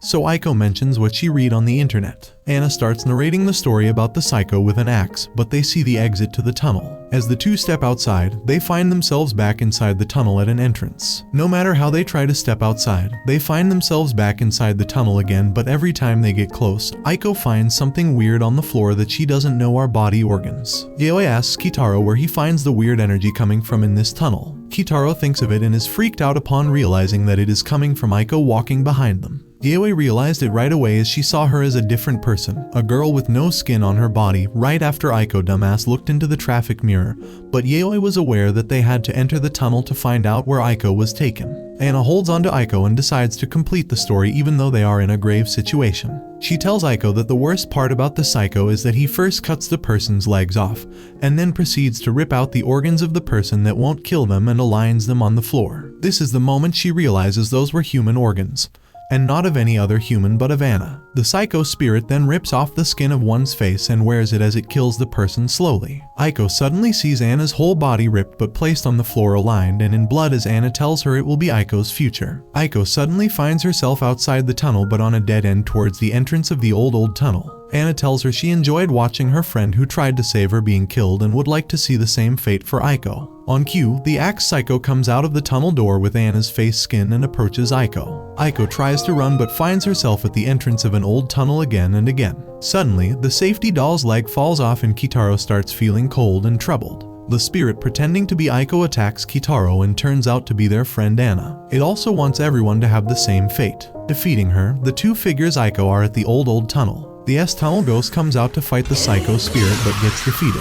As Aiko is pulled inside the tunnel, the other 2 reach the place. The psycho spirit mocks them to follow it inside and goes in. Seeing this spirit wear the S-tunnel ghost's face, Yayoi realizes that the spirit won't be easy to defeat. She tells Kitaro that their priority inside the tunnel is to rescue Aiko and come out. They can only fight the spirit outside because if they try to release their graduates inside, the narrow, vulnerable tunnel might break and kill them. As the 2 enter the old tunnel, Kitaro feels his eyeballs being pulled as the spirit is trying to pop them out. They start running and find another spirit without eyeballs being tortured by the psycho spirit. Yayoi figures that the spirit wants to play tag with them. If they don't get caught, Aiko can leave with them. The 2 start running and Kitaro starts hearing his name. He thinks it is Aiko but finds her with her mouth taped shut. It is all the spirits of the face skin chanting his name and how it is not easy to escape. He picks Aiko on his back and the three start running while dodging the spirit and its attacks. The tortured spirit tries to capture them and gets stuck, but Yayoi helps Kitaro and Aiko. The two of them manage to come out, but Yayoi gets trapped by the spirit. She would have been in grave danger if Aiko hadn't thrown the protection doll at her. As the three are now out, Yayoi can bring out her soldier graduate, called the Immortal Martyr, who wants to die himself. The fight begins, but the soldier takes out the mask that the spirit is currently wearing. Some lines appear near the land, and whoever comes inside that boundary gets weaker because the soldier weakens himself every time he draws a weapon so he can get killed. Yayoi video calls Aiko and leave her phone, telling the two to rush as far away from the scene as possible, as the boundary increases every time a new weapon is drawn, and coming under the third stage would paralyze them and leave them suffering for centuries, so they should hope for things to get done in the second stage. This, however, doesn't happen. The soldier doesn't die even after being cut into two, so he goes to the second stage. The psycho spirit then eats him after ripping apart his body, but its stomach is torn, and the soldier comes out all good again. The soldier then takes out another weapon to get weaker, and this time, Kitaro's feet come under the influence, weakening his body. The spirit also gets weak enough and is devoured by the vengeful soldiers. The soldier then blasts himself and every spirit around to kill them, but he is reborn and fine yet again. He goes back inside the doll, hoping to die some other day. The three come back once the situation is dissolved, and unexpectedly, this little girl asks if this spirit wants to live on with her or pass on. The spirit decides to live on so it can kill others under Yayoi's control, but she seems to have other plans. She had captured him in the doll and nailed the doll to have him go through the torment he put others in, and then sealed his evil urges, so he never gets to feel the thrill again. Yayoi then goes inside the old tunnel and captures the spirits of killed people under two brackets, the bad ones and the good ones. The good ones for the temple and the bad ones for her room. As the three get back in the car, Aiko tells them she will drive even with the injured leg, as she owes them that for the trouble. However, the car starts on its own. Turns out the spirit of Anna had been inside Aiko this whole time and wants them all to die. She starts driving the car to get it into an accident, but Yayoi restricts it in time. Since Aiko felt like they were friends for a tiny while, Yayoi hands her the block Anna is trapped in and leaves the choice to her. Once they reach home, Kitaro is put to rest rightly while Aiko seems depressed and scared. She had always felt the thrill and excitement, but never really witnessed the fear and danger from this close before. Now that she does, she doesn't know what she wants. Aiko decides to go for a walk to figure it all out, but Yayoi decides to tag along. While on the train, Yayoi tells Aiko to not feel pressured to tag along, as she doesn't want to hurt her family, while Aiko is glad to have her around. When she had met her 3 years ago, she found her weird but slowly grew closer to her. Kitaro wakes up and thinks about how he got cursed and then hurt Aiko as well, something he doesn't want to do anymore. Even though he starts his normal life soon, he still wants to get rid of the curse and worries about it. He drops a text to Aiko asking about her well-being, while Aiko tells Yayoi that she needs to visit a place to know what she wants. Yayoi simply decides to tag along. The two walk towards the famous grave of Terra no Masakato at Kanto, which is said to be cursed and haunted. Yayoi questions why she would want to come here to find her answers, so Aiko tells her she once visited this city with Kitaro, and his headache and heaviness while passing the grave told her this is a scary place. She walked towards this place while checking if she would stop in fear during the way or not, but with every move of her heartbeat, she walked faster towards the place. This gives her the answer that she wants to continue ghost hunting with them. Yayoi tells her that she also likes to walk into danger and let it test her, as it gives her a thrill. At home, Aiko is relieved to finally have made her choice and goes on to search for something. She had asked if the dolls were the only way to capture spirits, but Yayoi told her she could do it in anything that is repairable, as it helps the spirits heal from injuries. She makes a slime figure in the shape of a human body and traps Anna's spirit in it creepily, deciding to keep her as a best friend forever. Meanwhile, Ai is walking with her luggage in town when she stops to see a shrine. The spirit beside her is excited to annoy the spirit in the shrine, but stops, getting even more excited upon seeing the presence of the specter of death in the sky. Aiko finds a site for buying abandoned haunted houses to store all the graduates and the talisman. After choosing one, the two go to visit the house that is said to be the House of Virgin Conception. Anyone who goes in is rumored to give birth to the spirits of the victims murdered inside. Even though the owner warned them, the two decide to go inside to check the place, as it is perfect for hiding the graduates. The girls head towards the door to the house when it opens itself. Yayoi is surprised to not find a ghost inside, only for a spirit to travel into the house from behind them. They also cautiously walk in, only to find the father and the daughter leading the spirit inside. Inside the room are 2 glasses of water and the third one spilled. Aiko touches the glass only to get hypnotized and move it towards her mouth. Yayoi timely stops her and sees the father-daughter duo drag the dead spirit towards another room. They then throw the spirit inside a well in the room and then burn it. Something comes up in response and goes through the ceiling. Yayoi can tell that the spirits are recreating their memories but is surprised to know Aiko can see it too. Hearing footsteps, they decide to go up and have a look. They find a spiritual altar in the room above with a ghost of a skeleton. The womb of the skeleton has 3 fetuses inside while a giant-headed baby, whom the daughter called a blessing, looks towards Aiko calling her mama. On their way back, they witness a room showing a fragment of the family's memory when they were happily working in the kitchen, but a slight push after an argument by the father killed the mother. This started rumors and blamed the two for killing the woman, tearing their family apart. Their despair increased every day, so when a shady person appeared, telling the daughter to do something to get a blessing that would bring them salvation, she didn't think it through. She was asked to mate with her father and give birth to a child. What did he say? The baby, so her spirit decided to store it in a vessel so an angel could be born for their salvation. She used her mother's body to hold the angel while they killed people to feed the spirit. The father committed suicide after the daughter died. Yayoi tells Aiko to run before the angel catches them, only for one to be outside the house. It gets a hold of Aiko's stomach, but Yayoi brings out the spirit that attacks the angel and gets rid of it. Aiko sits back in the car and shares her relief of being safe, but turns out she isn't safe. Another baby appears in the backseat of the car and drags Aiko outside while locking Yayoi in. The baby goes inside Aiko from her mouth and travels down into her stomach. That is when Yayoi realizes why they weren't being attacked by the spirits of father and daughter.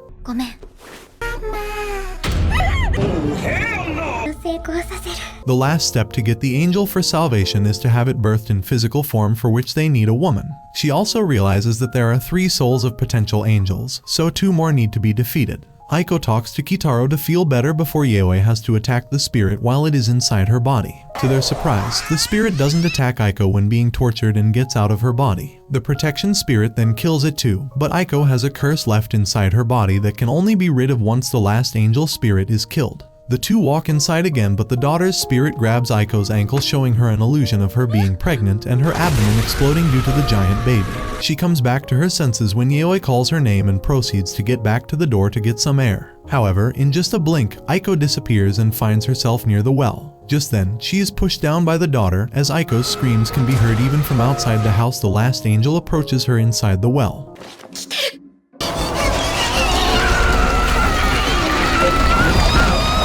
Yayoi the savior strikes again at saving Aiko and brings her out of the well. The two then proceed to get rid of the weakened angel. Upstairs, the daughter asks the father to get swallowed by the baby to give it energy, but before that, the baby kills her spirit and devours her. The girls reach up as the father stands there. He asks them to kill it and him, as he is the one to blame for it all. Had he stopped his daughter from doing all this, things would have been different by now. As his sad monologue ends, the baby swallows them all. To the luck of humans, they do not come in contact with the teeth of the baby and have the spirit to save them, but the father gets sliced into 2. The baby is exorcismed, but the curse from Aiko's body and the altar still don't disappear. It is only when Aiko realizes there is a patch in the wooden wall behind that Yayoi realizes that the altar is an illusion for gifted people to not let them see the patch. They remove the piece of wood and find a piece of bone in a box. The curse on Aiko's body disappears as Yayoi crushes the bone. Yayoi then asks Aiko to buy the house and decides that the verdict for the father after killing 17 people is that he has to keep living in this house and face the punishment. The news of a high-speed train derailing and crashing is heard on the news. It is at the place near the shrine where I was present. The spirit with I is amused at the fetus for managing to cause this harm, but blows half of it away in just a single attack. However, the fetus manages to kill one of his guardians, amusing him. The spirit then heals the fetus with its seeing flesh and gives it some tips to be more powerful. Yayoi and Aiko excitedly visit Kitaro, feed him well, and send him to bed, pretending to take extra care of him, but Kitaro knows they are not this sweet for no reason. The two then discuss outside about their new hunt the next day, proving to Kitaro that they were there for a motive. On their way back, Yayoi tells them they are going to hunt an evil-hearted courtesan in the K area, someone who is not going to be as cooperative as the imprisoned martyr. Their next destination is going to be a nearby S-rank place, the old Watergate. The whole conversation makes Aiko ask why Yayoi didn't take any graduates with her when she went to meet Kishimajin. We can see a glimpse of a future when the Spectre of Death also realizes the one weakness of Kishimajin and decides to use it along with the tip from the god Eye to condense his power. It absorbs all the souls of the young lad's spirits surrounding Kishimajin, but she cannot attack it because the suns speak from within. Yayoi mentions that Kishimajin is bound to not harm the youngsters, which is why she didn't go with any graduates, and it was the unborn spirit that attacked her, not Kishimajin. The trio reaches the Banana Milk Hotel where Yayoi stored the courtesan graduate. It is a place where gangs used to bring abducted girls, waste them, have their way with them, and then off them, so the spirits of all those girls still haunt the place. The spirits try to escape, but every time they try to get out of the exit they disappear. Their pain and cries have created a secret room inside the hotel where they all are trapped and trying to escape.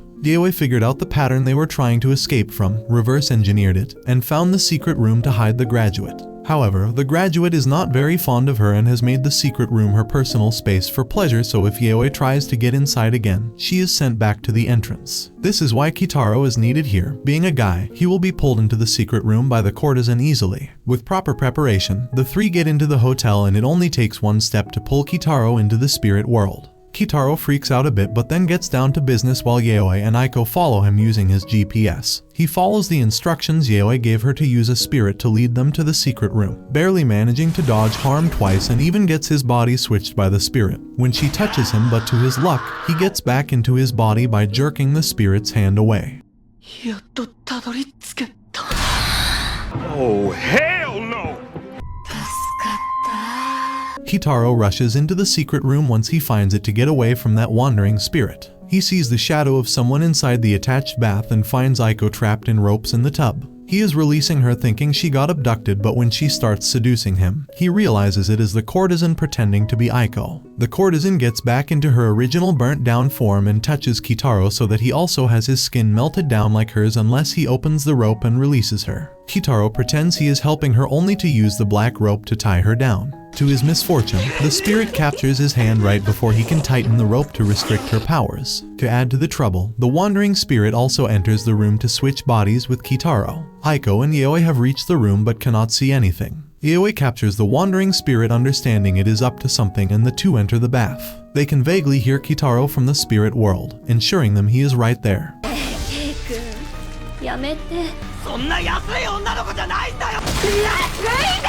Aiko's cursed hand twitches and moves on, feeling like it is headed towards Kitaro. She lets the hand work on instinct as it touches Kitaro's struggling hand trying to tie the rope and pulls it in Kitaro's aid. The rope tightens, trapping the graduate and completing their mission. Yayoi praises Kitaro for doing this on his own while Kitaro is glad that Aiko helped him at the hand. The three then get back into the car with Kitaro once again tired that this wasn't their real job, and they have to head to the Watergate now. He shares the body switching incident, which makes Yayoi check his memories to ensure he is the real Kitaro. Aiko also shares a story of evil spirits entering human bodies and wandering like normal people, which is pretty scary and dangerous for everyone. Kitaro is glad to barely have survived this as they continue their journey to the old Watergate. Oswald sits with an old woman Shami in front of a man in a temple and cures a cursed knife. The man asks Oswald if he is fine as curses are readily attacking gifted people these days. Oswald mentions a memory of theirs and leaves after a few jokes. Outside, Shami and Oswald laugh at the fact that people think curses cannot get a hold of the memories of the person they possess,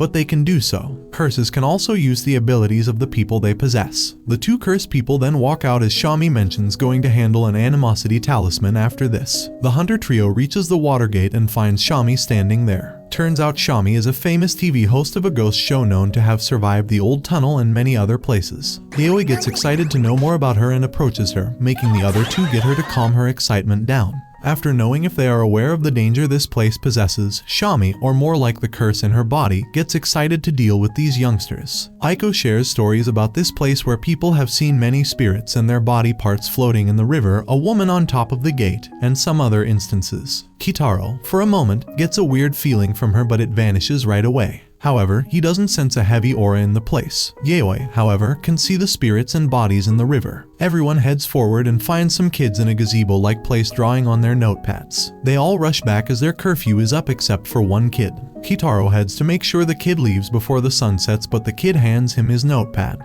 Kitaro starts reading the story about the kid living with his dad until he brings a woman home. The kid pretended to like his new mother for the sake of his father, even though he was made to starve and live on the balcony. One day, the kid witnessed the woman with another man in the house. His father came and got into a fight, ending up dead. All he heard was some crunching noises later, after which the woman handed him some meatballs to throw in the river. However, since he was hungry, he ended up eating those foul-tasting meatballs. The woman also killed the other man and then found him and killed him too. The spirit of the kid then saw his body being chopped into meatballs, making him realize what he ate was the meat of his father.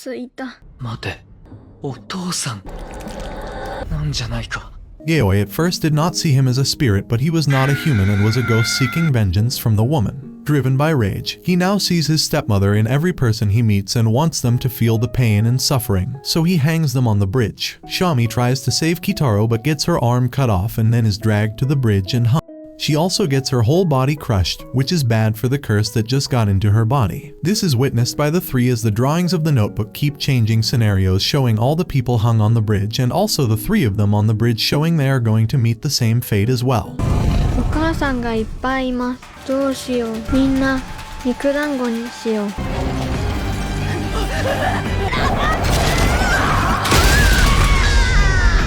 Yayoi figures that the kid colors the part of the body it wants to kill, and that part of someone's body turns into meatballs for him to eat and get his energy from. The drawings are the actual curse, so they need to snatch the notebook to get rid of the curse that has been inflicted upon them and then use their spirits to finish him off. Before anything else, a hand captures Yayoi and drags her away while another captures Kitaro from moving. Yayoi tries to fight off but ends up being captured. She is taken to the gate and is hung and choked using those hands extruding from the boy while the water level starts rising to drown Kitaro since he is captured. Kitaro asks Aiko to go save Yayoi and then come for him. As Aiko is rushing, the boy attacks her but the doll in her hand is taking her hits. The cherry on top is her slime figurine of Anna kept in her room to take her damage. Since the slime fills again easily, the spirit is healing and not letting the attacks reach Aiko. She successfully saves Yayoi and the two rush towards Kyoto, but the door to the stairs closes before Aiko can leave and sends her into an illusion of his stepmother and the other man chopping up bodies in the washroom. Yayoi manages to break open the door as Aiko is being attacked, but the spirit protects Aiko in time and sends the spirits back to the boy. Aiko and Yayoi come up with a plan to fight back. Yayoi saves Kitaro while Aiko attacks the boy with the black rope from afar to not let him harm them. As the three run, Yayoi hits him with the rope again, making him fight back. She does it so the boy can get enraged and attack them back, and she can have the courtesan graduate take the hit so that when she frees her, the courtesan attacks the boy instead of them. Otajiri is a soul-sucking courtesan who sucks the souls from everything around her and makes them age faster. She uses this energy to make herself prettier and stronger. However, the boy has accumulated his energy to make himself stronger and manages to take a hit at Otajiri's skin. This makes her skin melt, so she absorbs energy from surrounding using the butterflies around her. Whoever the butterfly touches starts aging to help her heal. The boy also falls sick with the same diseases that Otajiri had in her life since he ate meatballs from her skin. This is the second stage of her curse. The boy still fights back and keeps hitting Otajiri and destroying her body. Yayoi knows if Otajiri's body is destroyed at once, it is all over, so she throws Otajiri's old mirror that was used to show her how ugly she got to increase her rage and move her to the third stage of her curse. Otajiri used to be a pretty courtesan, but a beautiful girl coming to learn from her plotted against her, destroyed her life, and made her broke and ugly. When the girl revealed her evil plan to Otajiri, she burned the girl and herself alive as revenge. So, when she saw her ugly self in the mirror again, the same rage was back. The third stage of her curse is the white-hot flames of resentment fueled by her life. Her burning mance makes the surroundings turn into her burning district, and whoever comes under the influence of fire or the butterflies feels the burning of hell. The burning then gives Otajiri energy to heal. Even though the boy can also heal, Otajiri wins in this aspect as she has multiple ways while the boy can only do so by eating spirits and bodies. He is restricted by the fire from attaining those spirits. The boy tries to attack Otajiri but fails and is defeated badly by her. As Otajiri dances in victory, Yayoi tells Kitaro to seal her before she comes to attack them, but suddenly all the butterflies appear around them since Otajiri used her celebration as a distraction for them. Yayoi brings out the Castle H ghost to help them. She keeps killing the butterflies approaching the three and then destroys Otajiri's eyes so she cannot guide the butterflies. Kitaro succeeds in stealing her with the help of the H ghost. Yayoi captures the boy in a lion doll and punishes him, but the sympathy for his situation makes her hand him his notebook back so he can think of her as a friend.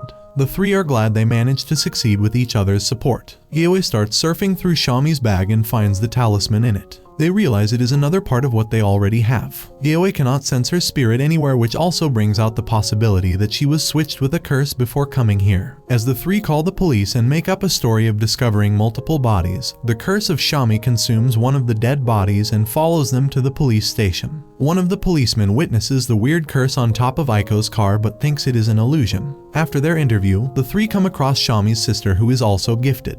The sister can sense the spirit in the doll, so she knows how Shami died, but she also knows that her sister was compromised a while back. She saw the changed base colors of her aura after she came back from the tunnel. She invites Yayoi to train her, but Yayoi thinks she doesn't need the two exchange contact for times of need. After they leave, the same policeman feels anxious about the incident of multiple bodies and what he saw in the car. The two policemen then witness a little girl in the station, so one of them follows her. He finds her in the corner of the corridor and sees a spirit hanging from the wall with a bunch of heads hanging from her. The spirit asks for his head too. The other policeman follows him and sees him in a maddened state, continuously repeating to give his head back. The next day, a bunch of policemen are found in the same maddened state, and after a while, they all die. The weird unexplainable incident was kept hidden from the public. The curse inside Shami found another body and got picked up through Oswald, who narrated the entire incident of the two youngsters and a kid fighting and capturing a ghost. When Aiko and Yayoi get back home, they switch on the TV to the news of the derailing train. Yayoi's eyes see the specter of death and Ai there, figuring it was the doing of Ai's god and the specter of death. She wishes to go and find out about Ai, but Kitaro and Aiko remind her about her school starting. Feeling the burden of being dependent upon Aiko's family, Yayoi compromises checking up on her friend and preparing for school. Kitaro and Aiko decide to ditch their classes and visit Kyoto for this. The next day, Yayoi walks while thinking of why Ai's god would heal the specter when a girl comes and stands across Yayoi, telling her she studies in the class next to her. Dorothy, the shady girl, also holds a doll and tells her she can see spirits too.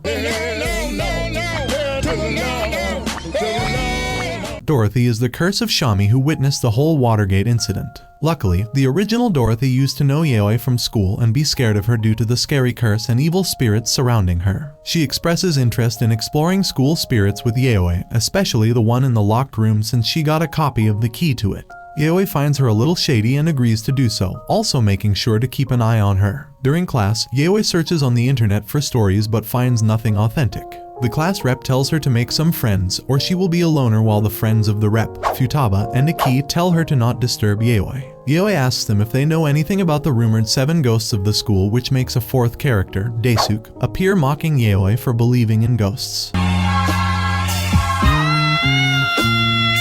Yayoi and Daisuke get into a battle of who is stronger, which is interrupted by Dorothy, who tells them this can be settled by checking for the potential places of the 7 ghosts. Yayoi finds it a little troublesome that Dorothy is involving them all in visiting the places, but goes along with it since the last she saw the ghosts, they were all on the verge of disappearing. On the way, Dorothy tells them about the 7 places where the ghosts could be, starting from the last stall in the girls' bathroom and ending at the secret room where the cries of a teacher are heard. They all visit the places one by one but find no ghosts. The 4 kids find no one. Dorothy and Yayoi can see all the ghosts traveling towards someplace. On the way to the secret room, Dorothy tells Yayoi that she planted some fake symbols along with original symbols to have all the ghosts converge to a single place. The ghosts all converge to the secret room, the key to which is handed to Daisuke to open the door. It is only when he opens the door that Dorothy tells Yayoi that she purposefully sent the ghosts here to fuel their urge to kill, so they kill each other and the ones left alive do not disappear. Now, Yayoi knows the room is dangerous, but it is too late to stop Daisuke. The moment the door opens, everyone faints and enters the spirit world in which no one can get out of school. Yayoi sees the flashback of the teacher being bullied,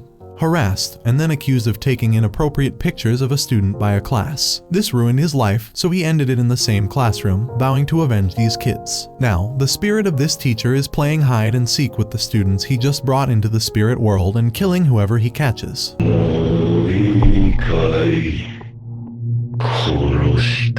Dorothy wakes up after a while, ready to see if Yayoi survives and saves her friends from the place or not. The first person to be caught by the ghost is Daisuke, whose head is cut off.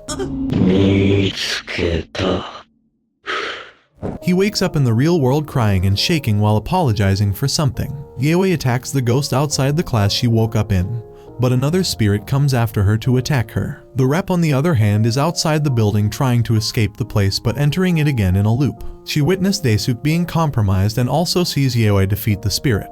But it is only because every time she leaves the school, she enters the school into someone else's game of hide and seek. She tries to call Yayoi but realizes phones might not work here. But to her surprise, she receives a call back from Yayoi asking her to reach the 3rd floor stairs. As they go, Yayoi asks her if she has done anything bad in school, to which she says she only ditched a class once. By this time, she reaches the stairs and sees blood pooling down from them as she hears Yayoi's voice on the phone overlapping with another. It tells her she is lying, and the worst thing is to accuse an innocent teacher of harassing her. With that, the teacher's spirit appears right behind her.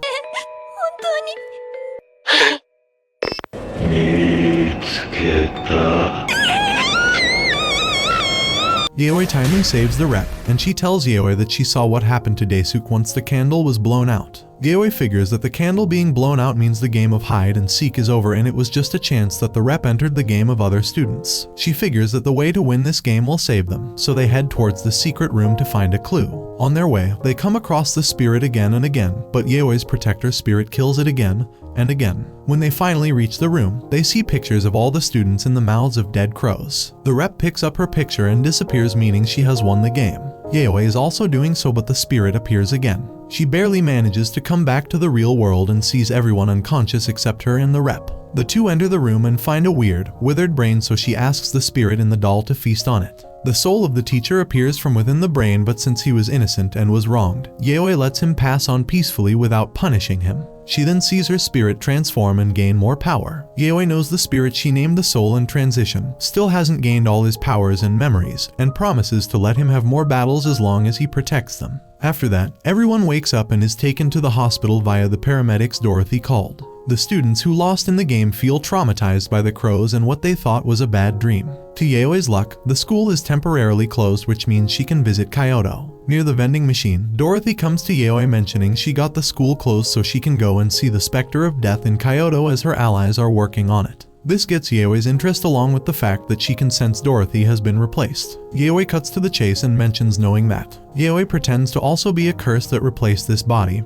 and that she simply sensed since the old Dorothy used to look different. She succeeds a little in convincing the girl that she doesn't know much about the replacement and how the aura changes so that Dorothy can trust her and spill out some secrets about who she is working with. Yayoi feels sick of what she did to the professor's spirit, the students of the school, as well as the real Dorothy, because the real Dorothy is currently trapped in the doll this one carries. Yayoi pretends to be friends with her to get into the depths of all this chaos. Aiko comes to pick Yayoi but meets the rep first, who wants Aiko to thank Yayoi for helping her in that weird dream. The conversation also makes Aiko realize that the girl is just like her, someone who enjoys feeling fear. On the way back, Yayoi calls their sister Shami and updates her about the entire situation. She also tells her about leaving cameras around the house to see if anyone sneaks to get the talisman while she is away in Kyoto. Yayoi wants Shami to come up with a team of trusted spiritualists to defeat this brooding evil, and Shami seems to be readily on board with that.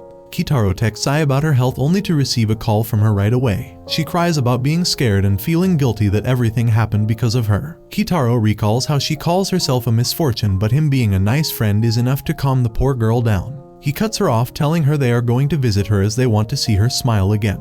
This makes her feel overwhelmed with emotions, followed by a lightened feeling that people are caring about her. Kitaro goes into panic mode when he gets the update on what happened in Yayoi's school. But Yayoi is also focused on visiting Kyoto and defeating Ai's god, as she wants to know what his intentions are. She lays out a whole plan of how she is going to use her 5 massive graduates to create a pentagon around Kyoto City. The rest too, the courtesan and Castle H Ghost, will work on weakening Ai's god so that the rest can attack it later. Even though the lackeys at his disposal aren't as strong as the graduates, they need to strategically weaken Ai's god to defeat him. To not of the people in the city take the blow of the graduates, Yayoi has planned to use a reverse subordinate.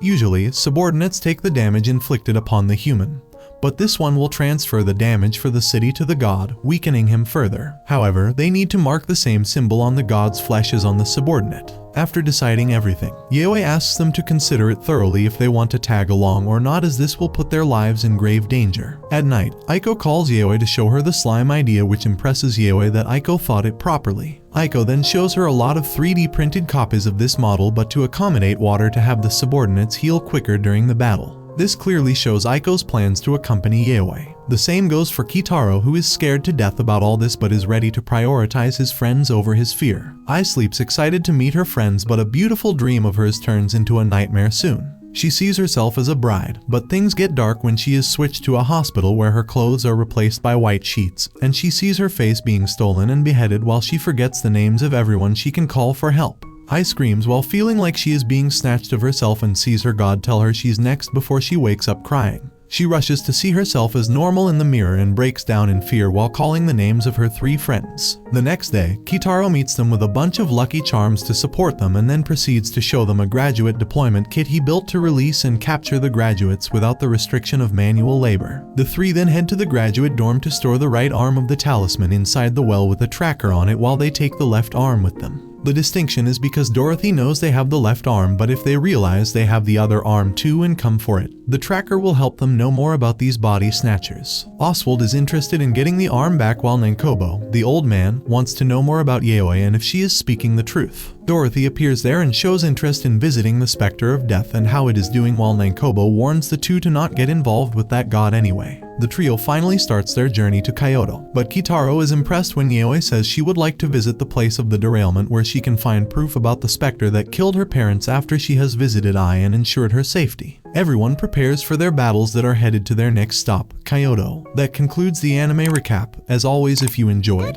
let me know down below and I'm out.